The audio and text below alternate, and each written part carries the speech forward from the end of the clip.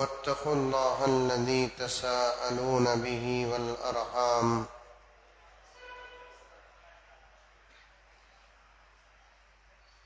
إن الله كان عليكم رقيبا صدق الله مولانا العظيم.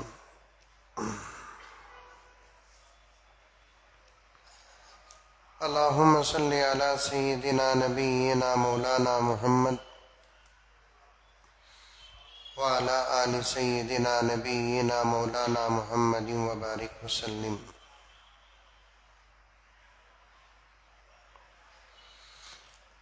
معزز سامعین کرام،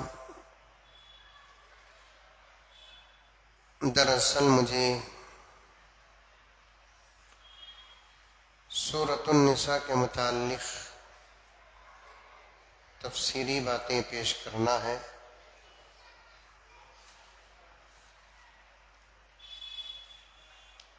شروع میں کچھ باتیں آ گئیں تو کل بہت دور تک ہم لوگ چلے گئے.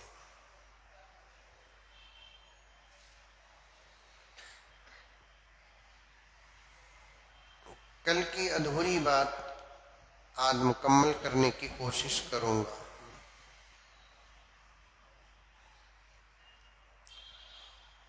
عربی زبان بہت وسیع زبان ہے، بڑی گہری زبان ہے، بڑی نازک زبان ہے، بڑی خوبصورت زبان ہے. فضیلت کے اعتبار سے بھی عربی زبان کا درجہ بہت بڑا ہے.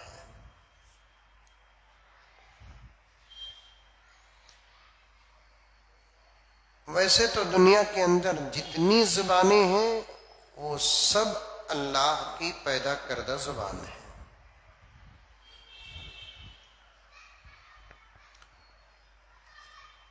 وَمِنْ آيَاتِهِ خَلْقُ السَّمَاوَاتِ وَالْأَرْضِ. اللہ تبارک و تعالیٰ کی قدرت کی نشانیوں میں سے ایک نشانی یہ ہے کہ آسمان و زمین کو اس نے پیدا کیا. کل بھی میں نے یہ بات عرض کیا.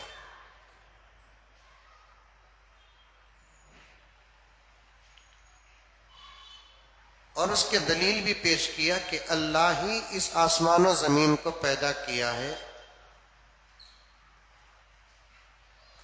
اس لیے کہ کسی کتاب کے اندر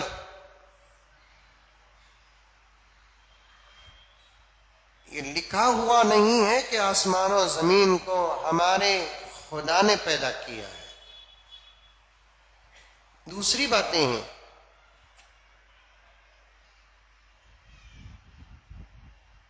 اور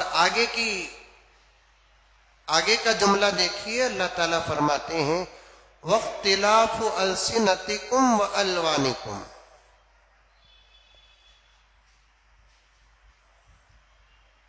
تمہاری زبانوں کا مختلف ہونا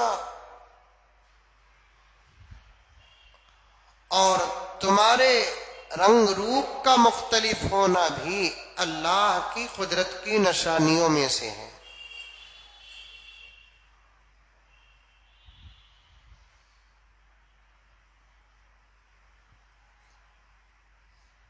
انسان ہیں سب،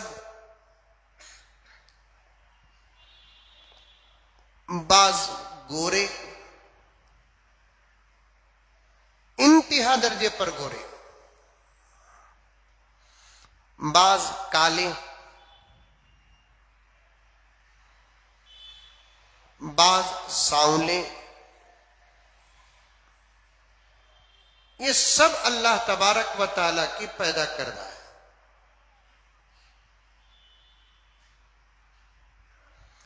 انسانوں میں آج کل ایک بات چل رہی ہے کہ گورا بہت خوبصورت ہے. نہیں، کالا بھی خوبصورت ہے.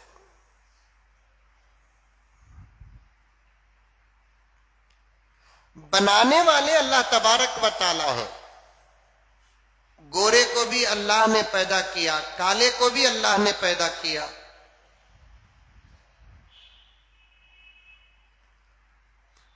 پتہ نہیں کہ اس آدمی کے گورا ہونے کا راز کیا ہے، اس آدمی کے کالا ہونے کا راز کیا ہے.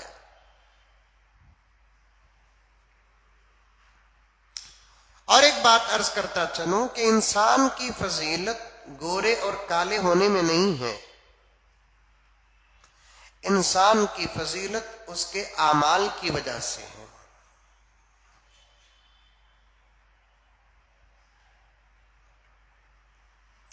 انتہا درجے پر کالا، بدصورت، لیکن ہے وہ مومن، تو وہ کروڑوں درجے بہتر ہے اس انسان سے جو گورا اور انتہا درجے پر خوبصورت ہے لیکن ایمان کی دولت سے محروم ہے.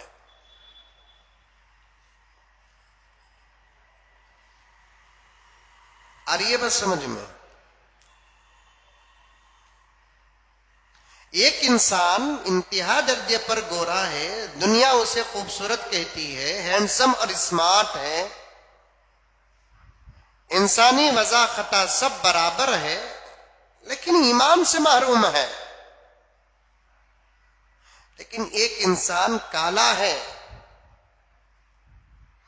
دنیاوی اعتبار سے وہ خوبصورت نہیں ہے، لیکن اللہ کا کرم ہے کہ وہ ایمان کی دولت سے مالا مال ہے. خدا کی قسم کروڑوں درجے زیادہ یہ کالا فضیلت والا ہے اس انسان سے جو گورا بے ایمان ہے. جنت میں کون جائے گا؟ یہ کالا جائے گا کہ گورا جائے گا؟ مومن کالا جنت کو جائے گا، کافر گورا جنت کو نہیں جائے گا. اللہ کسے محبت سے دیکھتے ہیں؟ مومن کالے کو محبت سے دیکھتے ہیں، کافر گورے کو نہیں. کل قیامت میں پیارے آقا صلی اللہ علیہ وسلم کس کی سفارش کریں گے؟ کالے مومن کی سفارش کریں گے، گورے کافر کی سفارش نہیں کریں گے.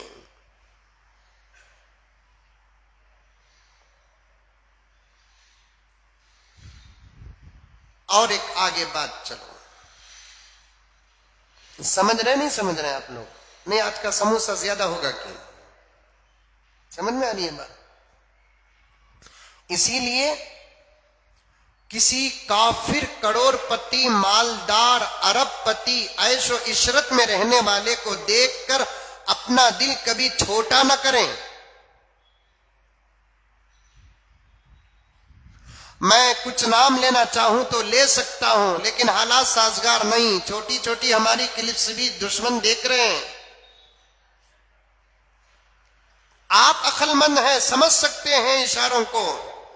کسی کافر مالدار کروڑ پتی ارب پتی انتہا درجے پر عیش و عشرت میں رہنے والے کو دیکھ کر کوئی مسلمان اپنے دل کو چھوٹا نہ کرے. دنیا اس کی ہے، آخرت ہماری ہے.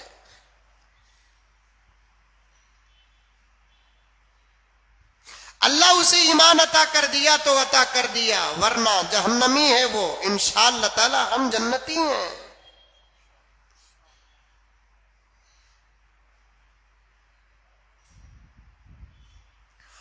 وہ اتنی دولت رکھنے کے باوجود وہ غریب ہے. ہمارے پاس دولت نہ ہونے کے باوجود ہم امیر ہیں، اس لیے کہ ہمارے پاس ایمان کی دولت ہے. اور یہ بات سمجھ میں،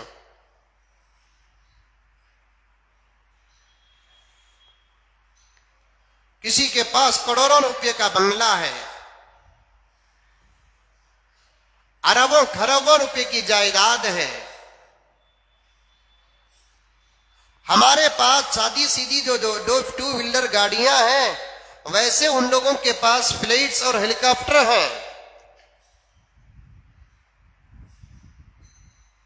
مکمل عیش میں زندگی چل رہی ہے، تب بھی وہ لوگ بدقسمت ہیں، اس لیے کہ ایمان نہیں ہے ان کے پاس۔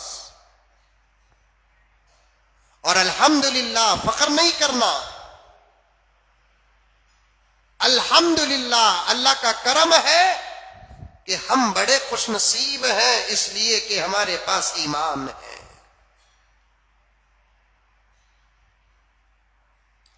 اچھا کھاتے نا حضرت لگا، کیا اچھا کھائے تو بھی مزہ یہاں سے لے کر یہاں تک ہی اتر گا تو سب کا برابر۔ اچھا کہاں کھاتے وہ لوگ؟ اچھا تو ہم کھاتے ہیں الحمدللہ۔ امریکہ اچھا کھاتا ہے، جاپان اچھا کھاتا ہے، چائنا اچھا کھاتا ہے، اچھا تو الحمدللہ نبی کے صدقے میں ہم کھاتے ہیں۔ ہم حلال بھی کھاتے ہیں اور پاکیزہ بھی کھاتے ہیں۔ ہمارے کھانے کے اندر دو صفت ہیں، ایک وہ کھانا حلال ہے اور ایک کھانا وہ حلال ہے، دوسرا وہ کھانا پاکیزہ ہے، پاک ہے۔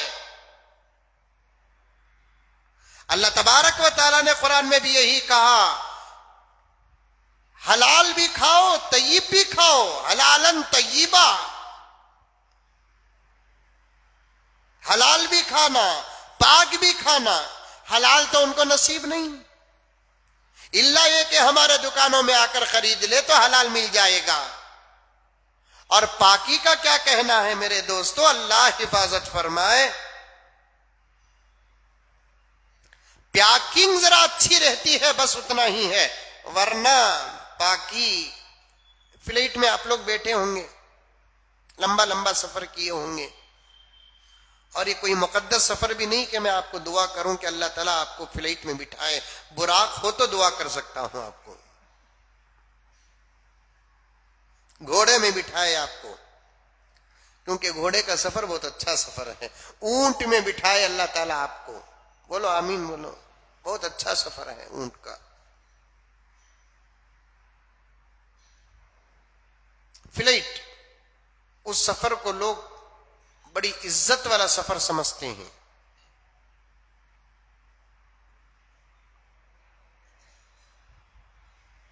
کون تو بھی آیا، بس میں آیا تو ایک عزت ملتی، ٹرین میں آیا تو ایک عزت ملتی، فلائٹ میں آیا تو ایک عزت ملتی، چرچے ہوتے ہیں۔ کس میں؟ فلائٹ میں آئے، یہ نہیں معلوم کہ موت کے منہ میں جا کو آئے۔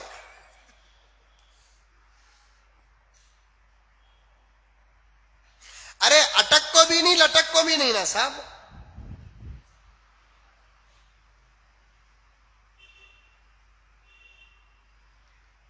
الحمدللہ آپ لوگ جانتے ہیں میں بھی کئی مرتبہ سفر کیا ہوں۔ ڈومیسٹک فلائٹ جو انڈیا کے اندر پھرنے والے فلائٹس ہوتے ہیں اس میں کھانا بک کرنا پڑتا ہے، انٹرنیشنل جو فلائٹ ہوتی ہے اس میں کھانا بک کرنے کی ضرورت نہیں، وہاں کھانا دینا ہی پڑتا ہے، ٹکٹ میں کھانے کے پیسے بھی لے لیتے ہیں، فری بول کر کوئی چیز دیتے نہیں ہیں، ہمارا پورا پیسہ کاٹ لیتے ہیں۔ حج کو عمرے کو جاتے ہوئے آپ لوگوں میں سے کوئی بیٹھے ہوں گے، فلائٹ میں بیٹھنے کے بعد کھانا دیتے ہیں۔ اللہ، فلائٹ کا سفر قیمتی سفر سمجھتے ہیں، اچھا سفر سمجھتے ہیں، لیکن کھانا جو دیتے نہیں، کھانا زبردست پیکنگ کے ساتھ اتنے ڈبے میں جو کھانا دیتے نہیں، میں سچ کہوں گا مجاہد، مبالغہ نہیں بلکہ میں کم کہہ رہا ہوں، اس سے بھی زیادہ ہوگی وہ حقیقت۔ بورنگ ہسپتال، وکٹوریا ہسپتال میں کھانا تو اچھا رہے گا، گورنمنٹ کے اسپتالوں میں مریضوں کو کھانا اچھا رہے گا، اس سے بھی گیا گزرا کھانا دیتے ہیں فلائٹ کے اندر۔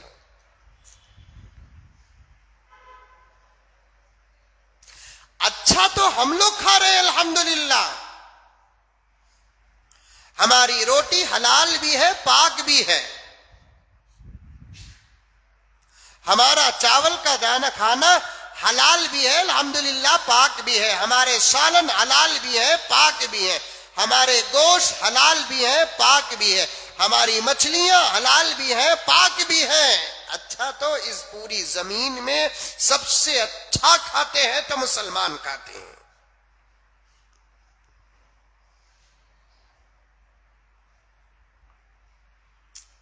فارن کنٹریز میں گوشت کیسا ہوتا ہے؟ اللہ بچائے، حفاظت کرے۔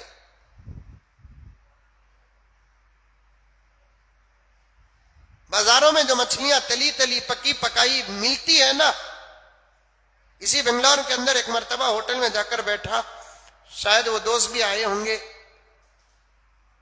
ایک مرتبہ مجھے لے کر گئے تھے، کسی کام سے گئے تھے، آتے آتے چلو حضرت میں بھی کھانا کھایا نہیں، میں بولا گھر میں نہیں حضرت کھائیں گے ہوٹل میں، اکثر ہوٹل میں کھانے سے بچتا ہوں میں۔ خیر اسی بنگلور کے اندر ایک مرتبہ مسلمان کی ہوٹل ہے، جا کر کھانے کے واسطے بیٹھے ہیں، کیا کھانا بول کر بولے، تو بھئی انہیں وائٹر آ کر سر بول کو کھانے کا ایٹما پڑیا، رکوع کرنا ایک باقی تھا۔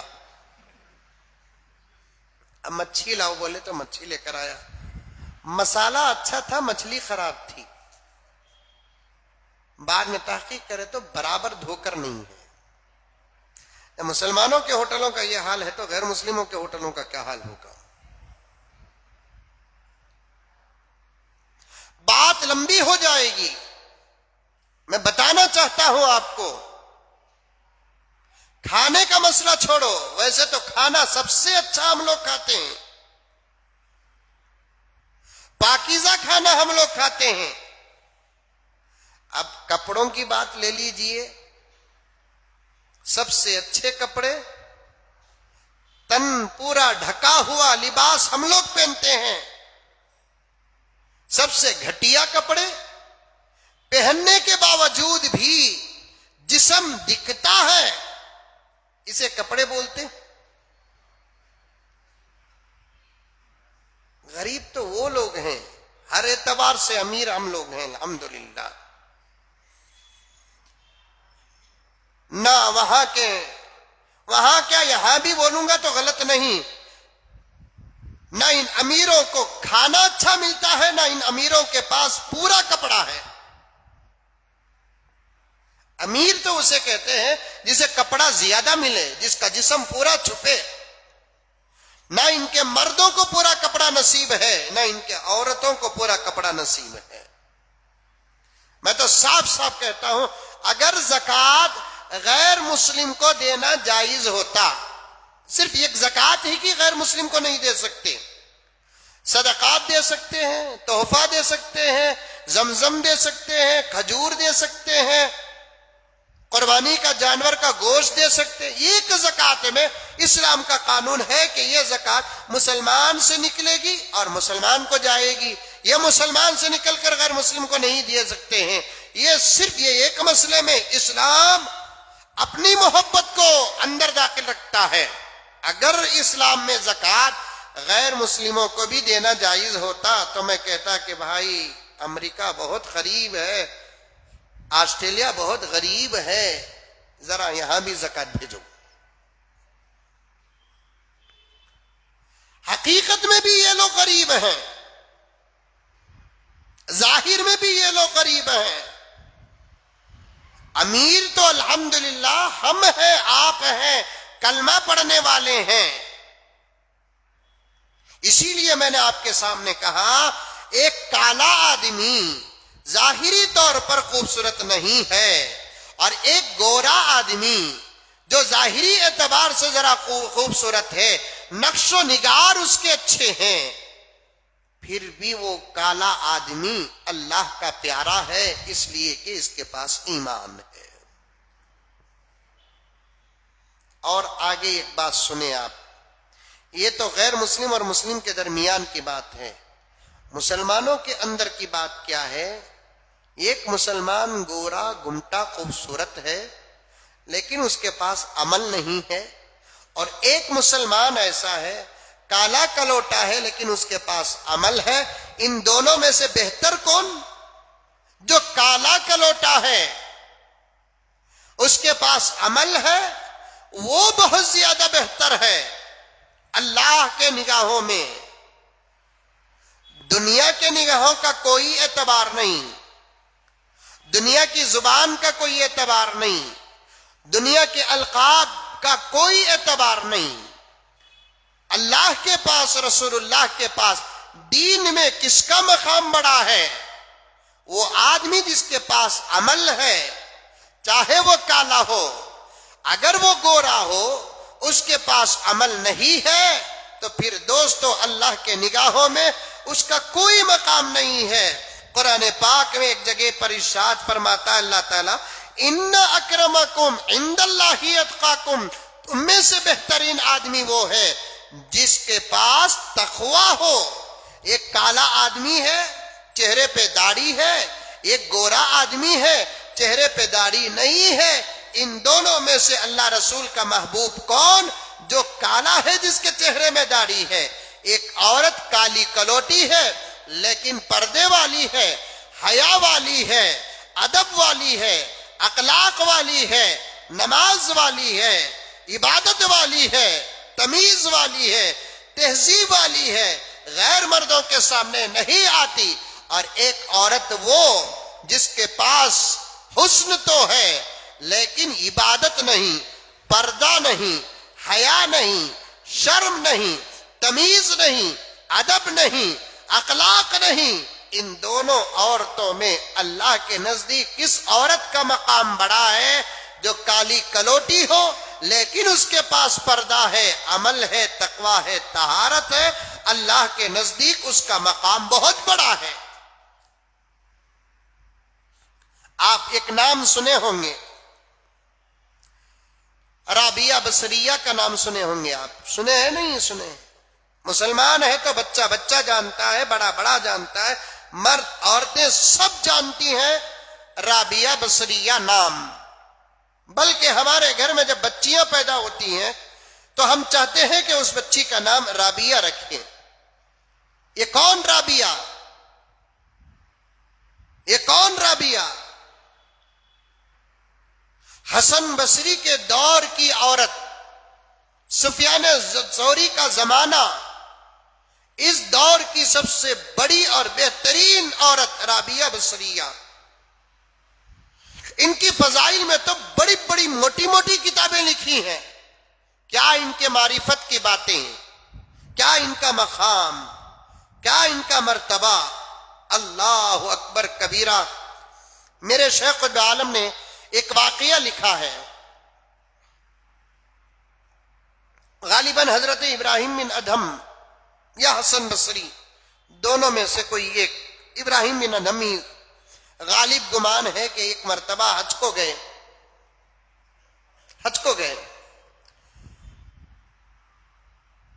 حضرت ابراہیم بن ادھم جب حج کو گئے اپنے گھر سے نکل کر، ہر قدم پر 2 رکعت نماز پڑھ کر گئے. ایک قدم اٹھاتے 2 رکعت نماز پڑھتے، پھر قدم اٹھاتے 2 رکعت نماز پڑھتے، کعبے کو گئے.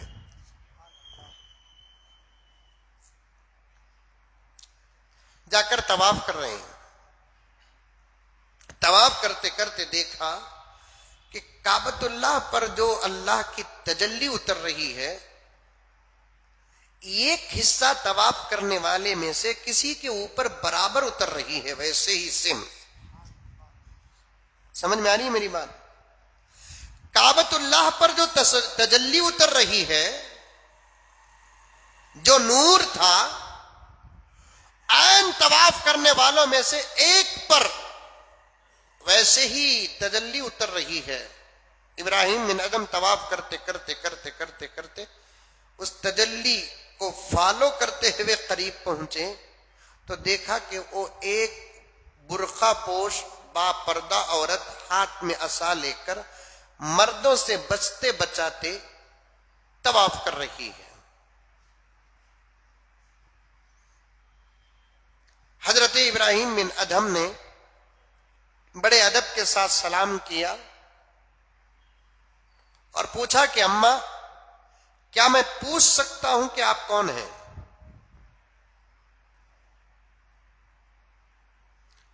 تو اس عورت نے بڑے ہی احترام کے ساتھ، ادب کے ساتھ جواب دیا کہ ارے یہاں کون، یہ سب سوالات کی کیا ضرورت ہے؟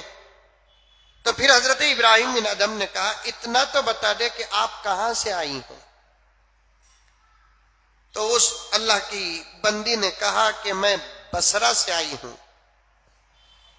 ابراہیم بن ادہم نے فوراً پہچان لیا کہ یہ وہی عورت ہے جس کا چرچا سارے عالم میں ہے، یہ وہی عورت ہے۔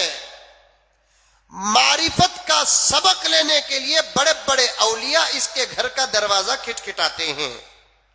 ابراہیم میں کرم ہے کہ میں بھی اللہ کے بندوں میں سے ایک بندہ ہوں، بڑی عقیدت۔ اور رابعہ بصریہ نے کہا نہیں، مجھے آپ پر تو وہ تجلی، وہ نور نظر نہیں آ رہا ہے، اما میں تو اس گھر کا طواف کرنے کے لیے، دیدار کرنے کے لیے، اس کی سعادتوں سے مالا مال ہونے کے لیے ہر قدم پر 2 رکعت نماز پڑھ کر آیا ہوں، یہ میرا عمل ہے، آپ کیا عمل کر کے آئی ہیں بتاؤ؟ تو حضرت رابعہ بصریہ نے کہا کہ میں نے کوئی عمل نہیں کیا، سادہ سیدھا سفر کیا ہے۔ پھر کیا بات ہے اماں کہ آپ کے سر پر وہ نور نازل ہے، ہمارے سر پر نہیں؟ تب رابعہ نے جواب دیا کہ ابراہیم، تم یہاں آتے آتے سر جھکا جھکا کر آئے، ہم تو دل جھکا کر آئے۔ کئی واقعات ہیں حضرت رابعہ بصریہ رحمت اللہ علیہا کا۔ میں کالے گورے کے بیچ میں حضرت رابعہ کا واقعہ کیوں لے کر آیا؟ سنیے آپ، وہ رابعہ جس کا چرچا آج بھی ہے، ماں اور بہنوں کے پروگرام میں رابعہ کا واقعہ تو کسی نہ کسی طریقے سے بیان کرنا پڑتا ہے، مثال دینا پڑتا ہے۔ آپ کو معلوم ہے وہ رابعہ بصریہ رنگ روپ کے اعتبار سے کیسی تھی؟ ایک جگہ پر مولانا طارق جمیل دامت برکاتہم لکھتے ہیں، شکل و صورت کے اعتبار سے حضرت رابعہ بصریہ کالی کلوٹی عورت تھی، کالی کلوٹی عورت۔ لائیو ٹیلی کاسٹ ہے، اس کے بعد بھی شاید یوٹیوب میں باتیں آ جائیں گی، میری مائیں اور بہنیں سن رہی ہے تو سنیں آپ۔ کالی کلوٹی عورت، 1300 سال کا عرصہ، آج بھی نام زندہ ہے۔ کیا تھا ان کے پاس؟ عمل، ایمان مضبوط، یقین کامل، تمام نمازیں زندگی کی حاصل، کبھی قرآن کا دامن نہیں چھوڑا، کبھی پردے کو ترک نہیں کیا، ہے کالی کلوٹی عورت، لیکن اتنی اللہ کی نیک بندی، معرفت کا سبق لینے کے لیے بڑے بڑے اولیاء حضرت رابعہ بصریہ رحمت اللہ علیہا کے گھر کا دروازہ کھٹکھٹاتے تھے۔ اس سے صاف پتہ چلتا ہے اللہ کے نگاہوں میں اگر مقام پانا ہے، یہ رنگ کا اعتبار نہیں، عمل کا اعتبار ہوگا۔ آج ہم دنیا کی نگاہوں میں خوبصورت نظر آئے، دنیا ہماری تعریف کرے، ہمارے رنگ روپ کی تعریف کرے، اسی کی فکر میں لگے رہتے ہیں، لیکن ہم کو ذرا بھی یہ فکر نہیں ہوتی کیا ہمارے چہروں سے ہمارا اللہ بھی راضی ہے، ہمارے اعمال سے ہمارا اللہ بھی راضی ہے؟ یہ رنگ روپ کا مختلف ہونا بھی اللہ کی قدرت کی نشانیوں میں سے ایک نشانی ہے، اور زبانوں کا مختلف ہونا بھی اللہ کی قدرت کی نشانیوں میں سے ایک نشانی ہے۔ بقیہ باتیں انشاءاللہ تعالی کل آپ کے سامنے بیان کروں گا۔ دعا کیجیے اللہ تعالی ہم تمام کو عمل کی توفیق عطا فرمائے۔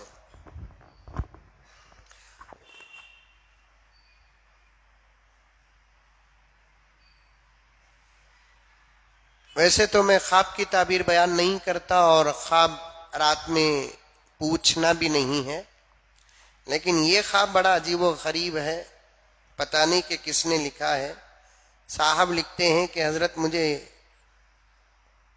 ایک خواب پڑا ہے، 2 مرتبہ خواب پڑا ہے، ایک مرتبہ رات میں اور ایک مرتبہ دن میں خواب دیکھا کہ آسمان کے اوپر سلمہ بول کر نام لکھ کر ہے، اس کے چاروں طرف چمک رہا ہے۔ دوسرے دن بھی میں نے ویسے ہی خواب دیکھا کہ کیا مطلب ہے؟ ہو سکتا ہے کہ کسی سلمہ نام کی بچی سے آپ کا نکاح ہوگا، پتہ نہیں کہ وہ کیا خواب ہے۔ جی کوئی سوال ہے تو فوراً کریں۔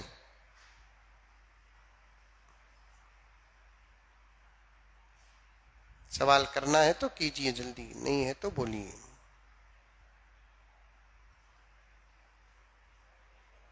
جی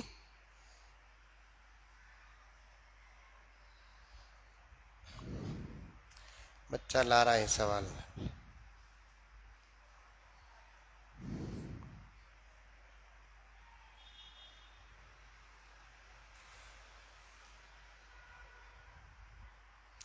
تو لائے تک ایگزام ہو جائے گا بیٹا۔